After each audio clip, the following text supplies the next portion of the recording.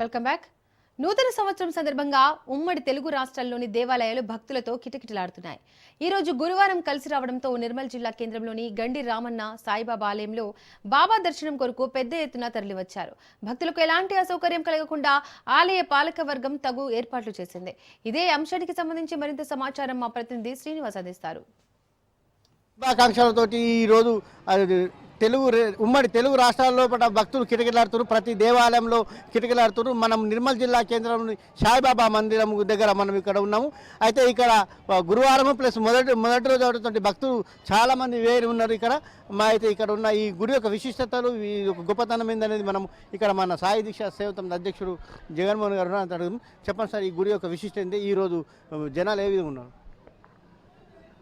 హిందూ బంధువులందరికీ మొదటగా నూతన సంవత్సర శుభాకాంక్షలు తెలియజేస్తూ మరి ఈరోజు గండిరామన్న ఆలయం తెలంగాణలోనే అతి పవిత్రమైన క్షేత్రం.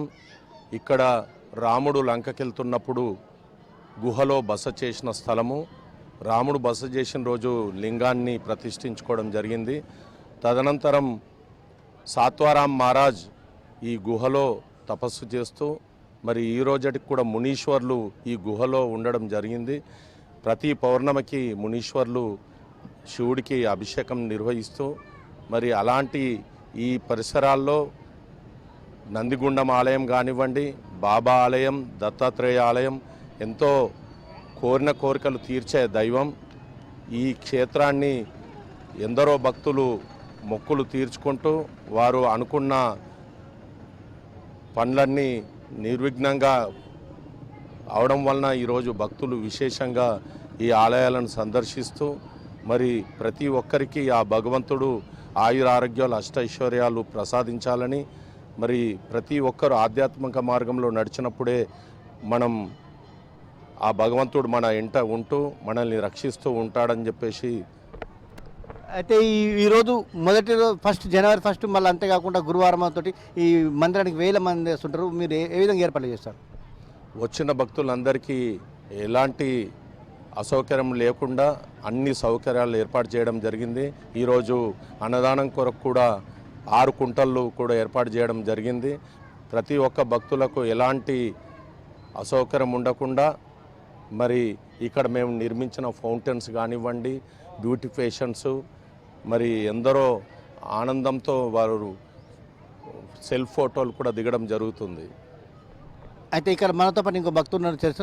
ఇవి ఇక్కడికి రావాలన్నా మీకు ఏమి విధంగా అనిపిస్తుంది? భక్తులందరికీ ఆంగ్ల నూతన సంవత్సర శుభాకాంక్షలు తెలియజేస్తూ, ముఖ్యంగా నమ్ముకున్న దైవం శ్రీ సాయిబాబా గారు శ్రద్ధా సబూర్ అనే ఒక మంత్రోపదేశం చేసి నేటి ప్రజలకు, భారతదేశ ప్రజలకు అందించిన మహోన్నతమైన వ్యక్తి సాయిబాబా గారు.